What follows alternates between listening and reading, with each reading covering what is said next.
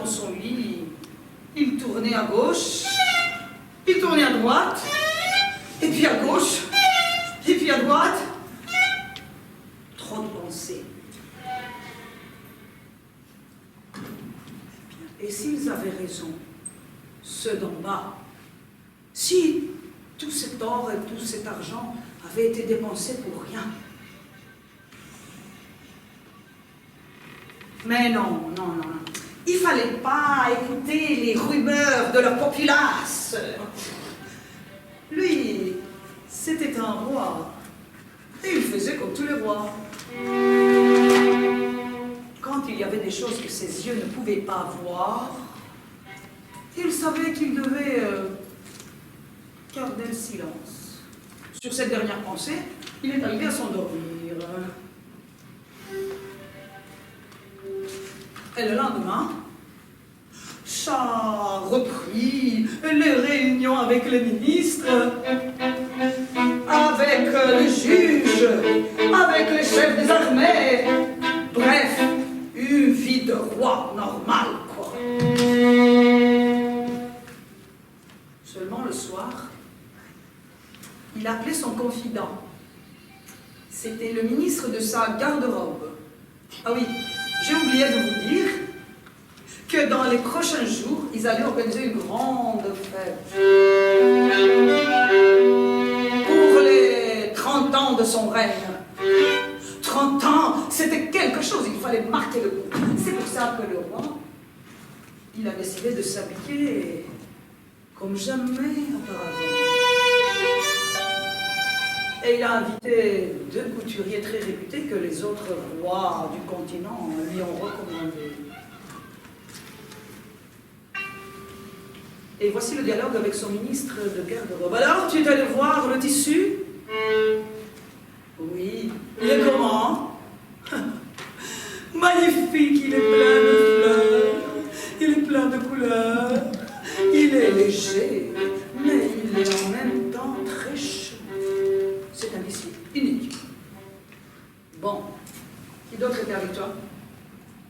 Le ministre des baffes. Et qu'est-ce qu'il a dit? Ah, il a trouvé ça une occasion rêvée pour faire le tri entre les bons et les mauvais citoyens. Enfin, ceux qui nieraient l'existence du tissu et de votre costume seront définitivement classés de dangereux, de négationnistes, de complotistes. Et même, ils sont passibles des sanctions. 135 baffes sur le champ. Et 514 jours d'isolement total complet. Avec fichage de toute leur liste de comptes. Et ceci chaque fois qu'ils vont nier que le costume du roi existe. Très bien, a fait le roi content. Et le lendemain, on a coupé le tissu, on a commencé à coudre. Et les essais, ils ont lieu tout le soir au boudoir privé du roi, devant toute son équipe exécutive. Quelle coupe magnifique! Quel modèle classe!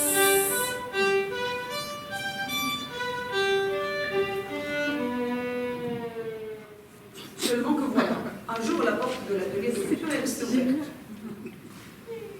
Et un petit, de ceux qui circulaient là dans la cour, le fils d'une des lavandières, le petit Jeannot, Jeannot, Jeannot, es-tu Jeannot? Qu'il a cherché partout. Jeannot, il s'est faufilé dans la salle de couture, en courant derrière son petit chat. Et il est resté là toute la journée. Alors Jeannot, il en a vu des choses dans cet atelier de couture. Qu'est-ce qu'il a vu? Qu'est-ce qu'il a vu? Le costume du roi. Le costume du roi. Le costume du roi. Comment était-il ce costume du roi? Hein? Il n'y en avait pas. Ah, il n'y en avait pas. Et puis Jeannot, il est allé raconter après à ses petits copains qu'ils ont voulu eux aussi voir de leurs propres yeux. Ils se sont débrouillés pour que le lendemain, sur la pointe de leur pied, Ils entrent dans l'atelier de couture qui se cache derrière l'armoire. Et ils ont vu, eux aussi, qu'est-ce qu'ils ont vu? Rien du tout. Et il était comment ce costume du roi? Invisible. Après quoi, ils sont allés le raconter à d'autres petits copains, et eux, ils l'ont raconté aux parents. Chut. Mais ça arrivait aux oreilles du roi.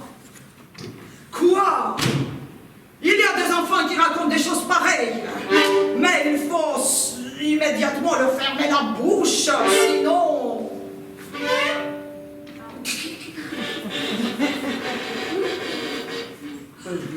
Les pauvres parents, qu'est-ce que vous voulez qu'ils fassent? Ils ont déchiré un morceau de leur unique habit noir pour attacher la bouche des enfants. Il y en a eu d'autres qui ont essayé avec des cordes ou des fils de laine. Il y en a même qui ont rempli de cailloux la bouche des enfants.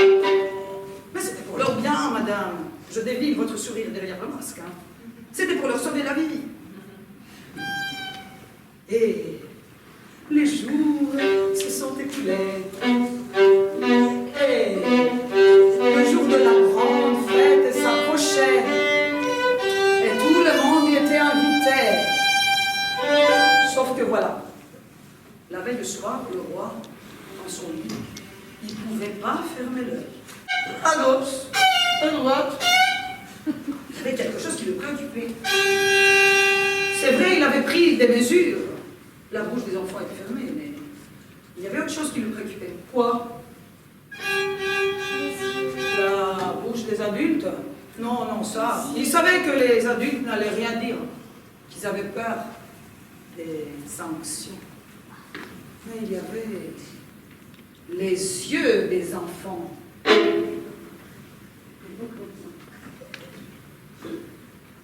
Mais comme vous le savez, à tout problème, il y a sa solution. Et le lendemain, de bonne heure, le roi, il a créé un décret royal qui disait la chose suivante: vous êtes tous bienvenus à la fête, grand et petit, mais le petit doit arriver bouche fermée et évidemment yeux fermés.